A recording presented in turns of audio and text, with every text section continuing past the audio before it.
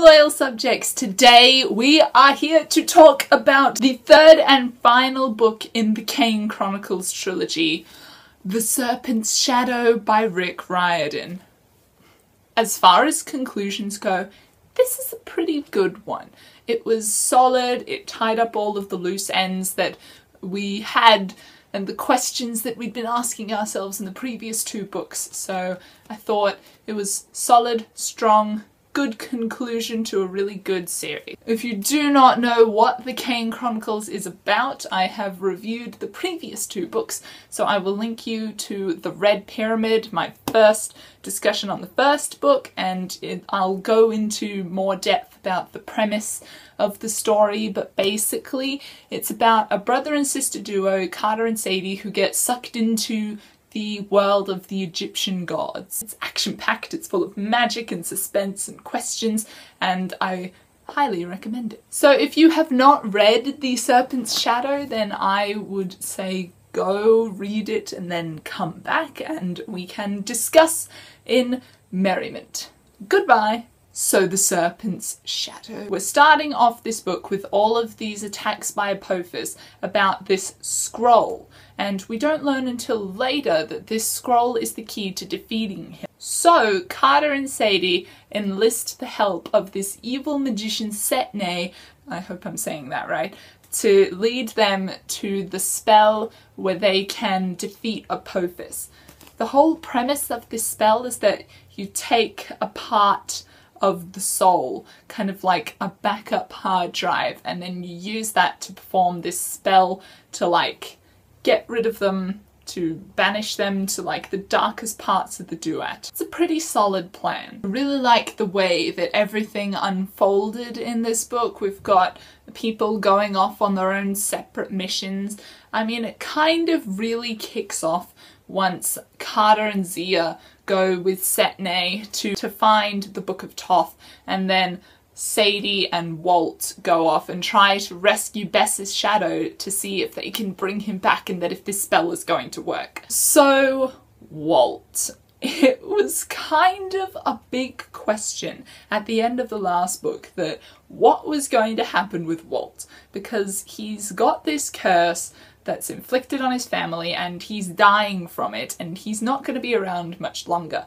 And since this is set 6 months after the end of the previous book, his time is really running out, as in like he's got only a few days left to live. We know that him and Anubis have some sort of plan going on.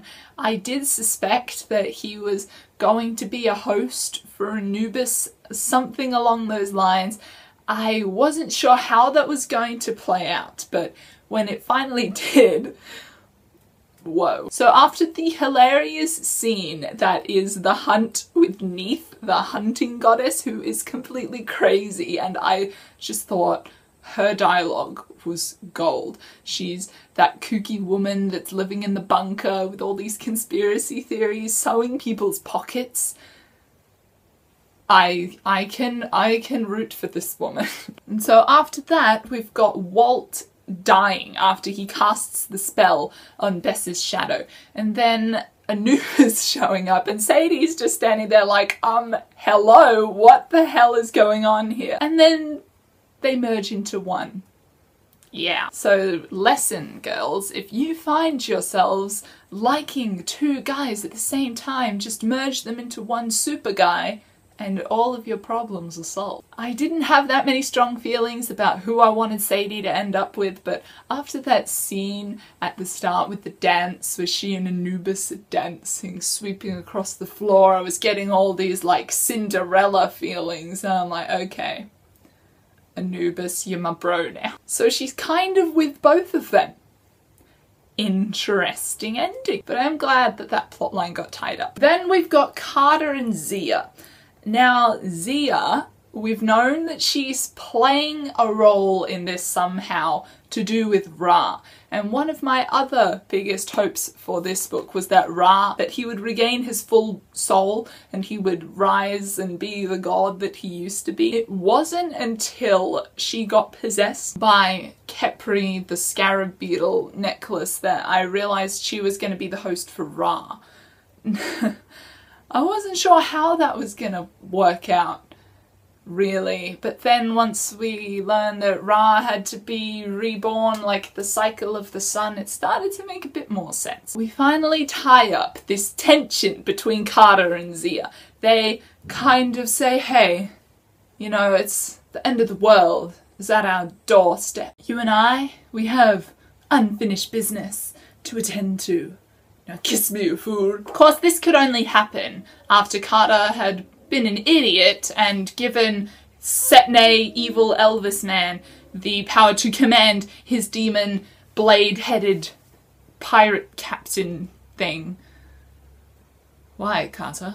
We've got this just comical moment where Setne has duped Zia and Carter, shocker there, by tying them up. He's got the book and he's gonna take Apophis's shadow and just like wreak havoc, and he says, it was a nice try, you two, but a miracle's not going to fall out of the sky and save you.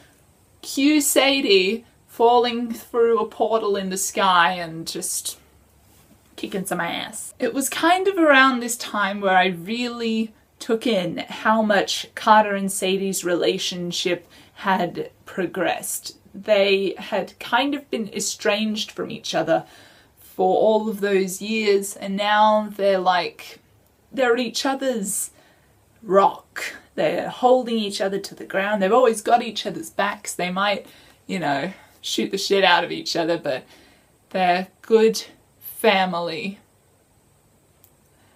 Kane's all the way, baby. We get Bess back. That was a great moment when he came out through the car and he picks up Carter and Sadie and Zia, and then Sadie's saying like, oh, 5 points to hit that demon, 10 if you can get those two at the same time.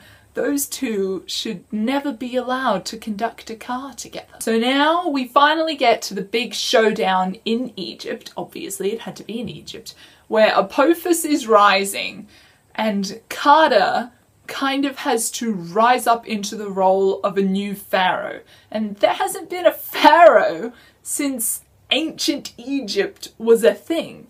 So yeah, not sure how that's gonna work out since he's only 15. Ra finally came back after inhabiting Zia, and then he's just like, you know, this whole ruling the gods and the universe thing, not really feeling it anymore.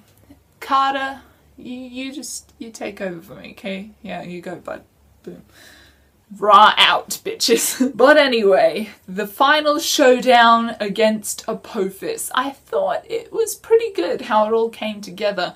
We've got Carter kind of leading the gods into battle. Walt/Anubis is there and he's like kicking ass with his new powers and all that. Carter and Sadie managed to rise from the ashes when all seems to go wrong, and that is the mark of a true hero right there. So of course by the end they managed to defeat Apophis, save the world, they got their romantic others to keep them company. That scene with Carter and Zia at the mall having lunch in the food court, that was great.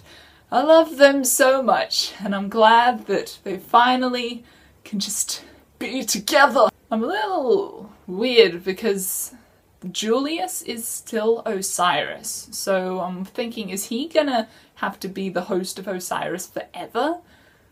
Or what? Is Osiris just gonna be like, yeah, I'm through with you now, buddy, we're good? I am so excited. The way that Rick left off the end of this book sets it up perfectly for there to be a crossover series with Percy Jackson and the Kane Chronicles.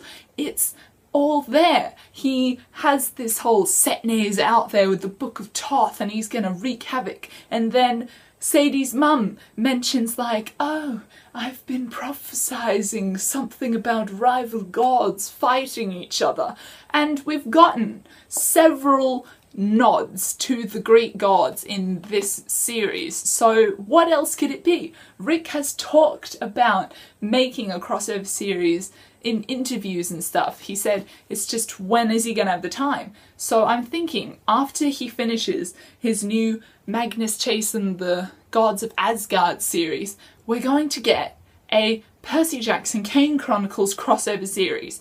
They're going to team up and they're gonna try and settle the rivalry, I guess, between the Greek and the Egyptian gods, and that just sounds amazing. Imagine the possibilities, not just plot-wise, which would be epic in its own right, but also the character interactions. Like, I've yet to read The Son of Sobek and the Staff of Serapis, but you bet your ass I'm going to get onto that ASAP.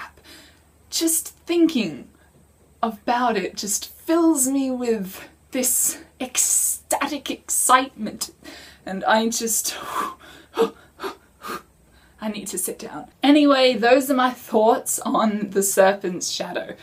In terms of which is my favourite book in the series, I don't know. I think they're all pretty solid. All of them are kind of even, which is weird, because usually you have a standout favourite in a series, but I just think this one just kept on trucking at the same pace and it was really good. So that is all I have for you guys today. Tell me if you have any theories about this whole Kane Chronicles, Heroes of Olympus crossover that I think is really likely to happen. Okay, I'll see you next time. Goodbye.